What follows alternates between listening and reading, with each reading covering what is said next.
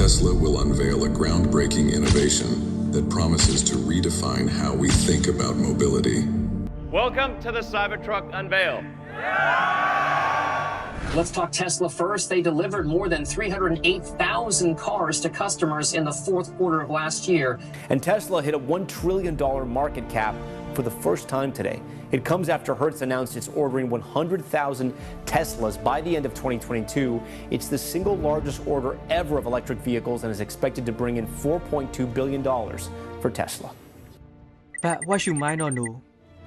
Tonight, Tesla recalling tens of thousands of cars for safety issues. Oh my fucking God. Tesla under investigation from the National Highway Traffic Safety Administration over complaints of what's called phantom braking. That's basically when a car suddenly stops on the road for no apparent reason when the autopilot is on. Oh!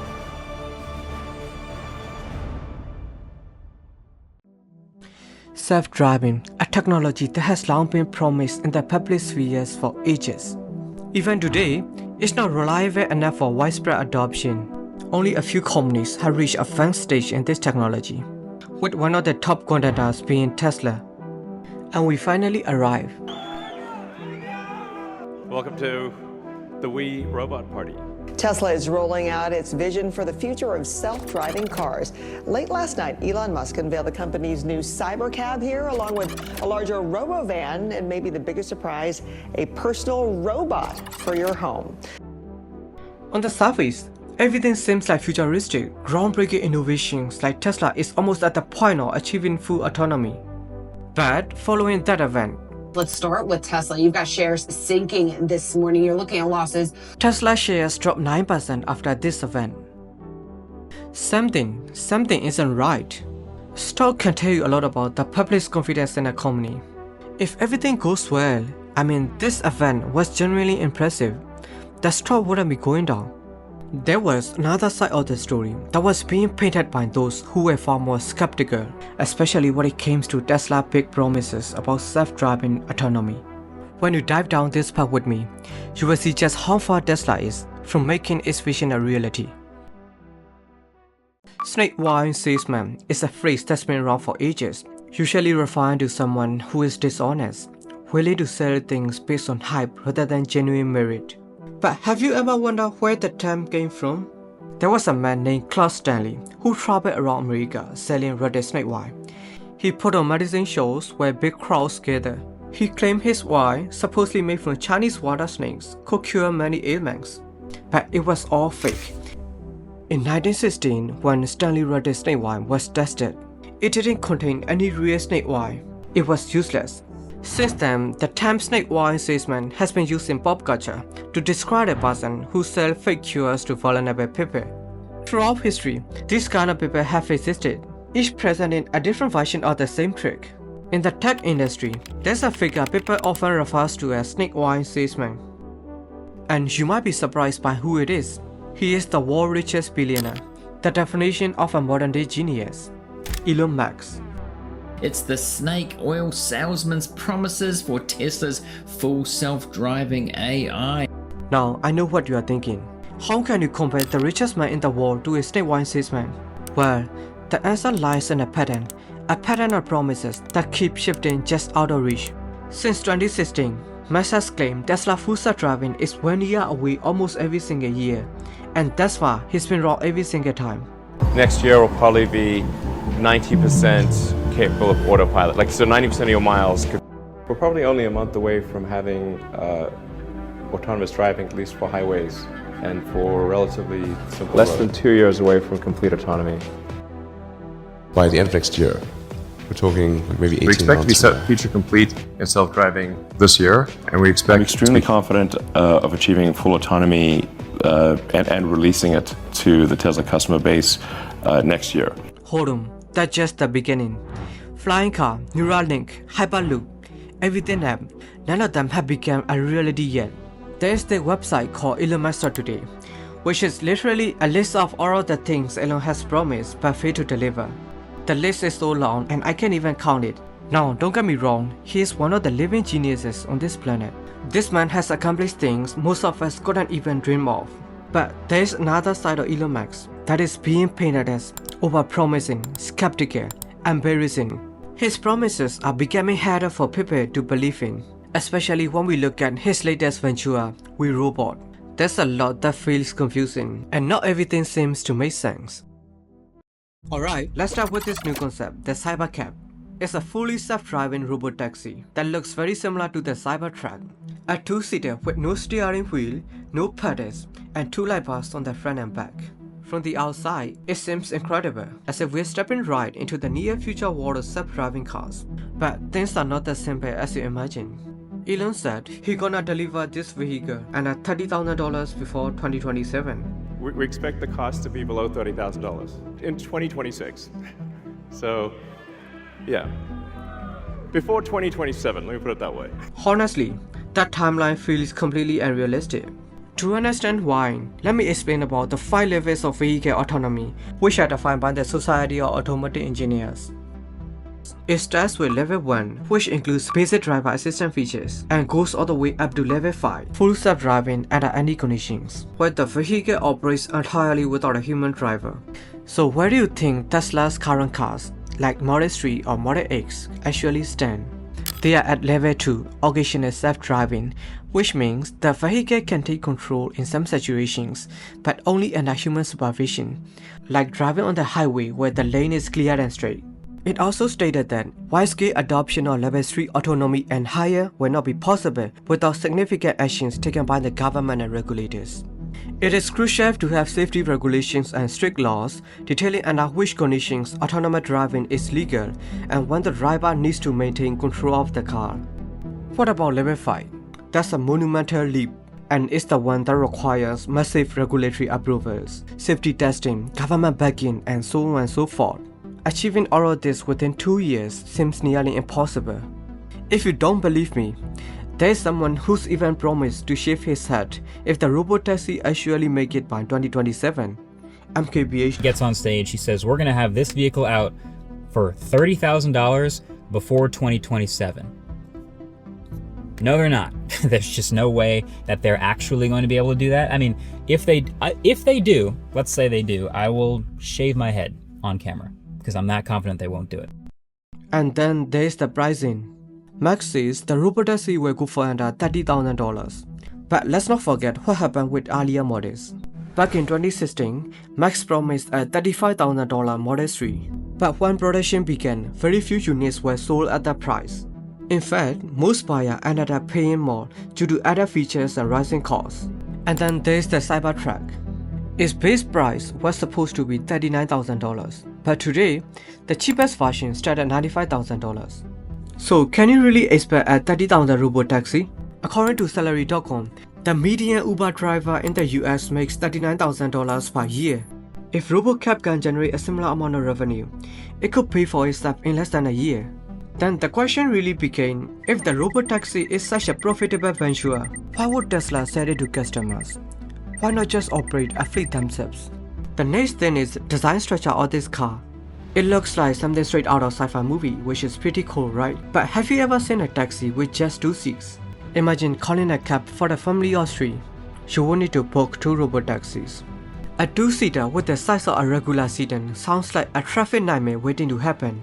Then there are the upward opening doors, designed to look like butterfly wings.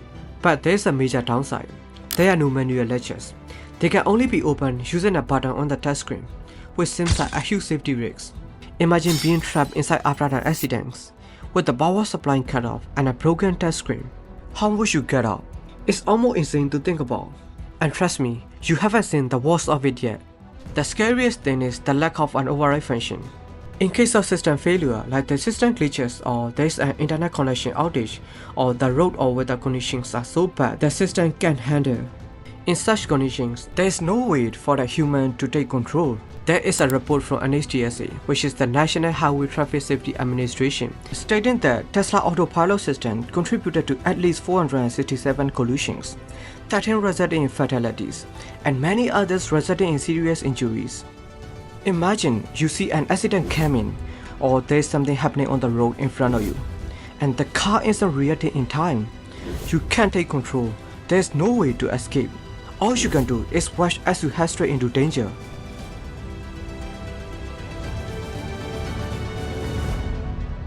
How terrifying is that, right?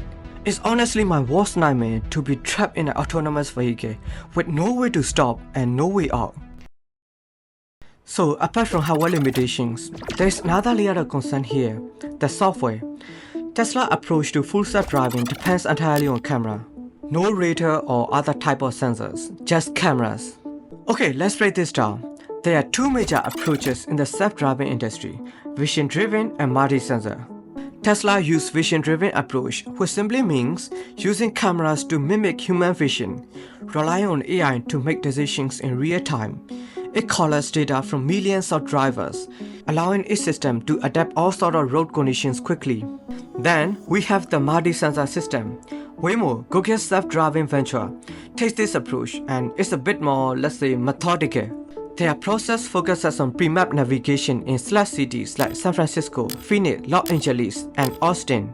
Before a single robotaxi is launched, Waymo sensor-powered vehicles are out on every street, gathering data on speed limits, traffic signs, lane markings, and a whole lot more. As you can imagine, this process can take months, but ensures the robotaxi knows the environment perfectly. And they're not just using cameras either. Waymo's system combines both cameras and advanced sensing device called LiDAR.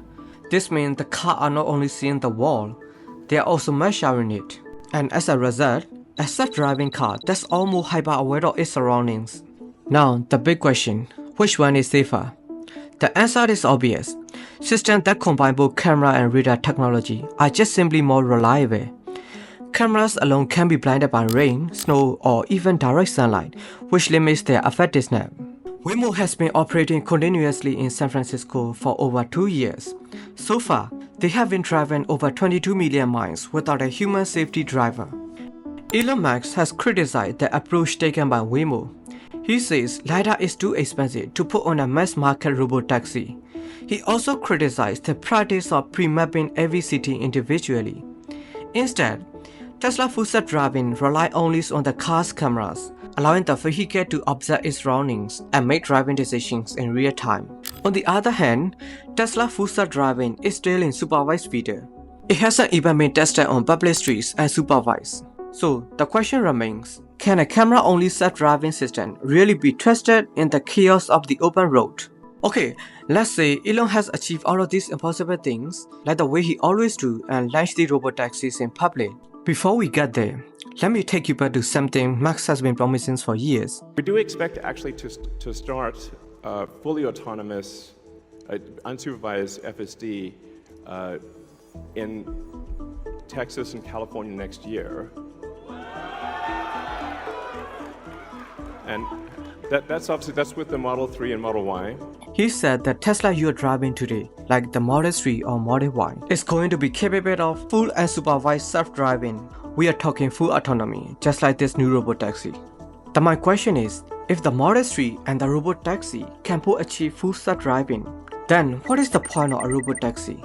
Sure, it's a bit smaller and maybe cheaper to run in a fleet, but would you really choose a robotaxi over a Model 3?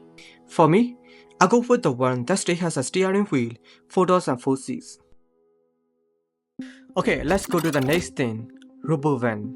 Futuristic looking massive van here, like Elon is designing everything based on futuristic movies from his childhood. This thing can hold up to 20 people, fully electric and fully autonomous. But here's the thing, self-driving buses like this, they are not exactly new. If you ever had a CES, one of the world's largest tech events held annually in Las Vegas, you will know what I mean. Every year, the mobility section features some shiny new prototype self-driving vans. They are flashy, innovative, and full of promise. And yet, not one of these prototypes has ever made it to market. Why?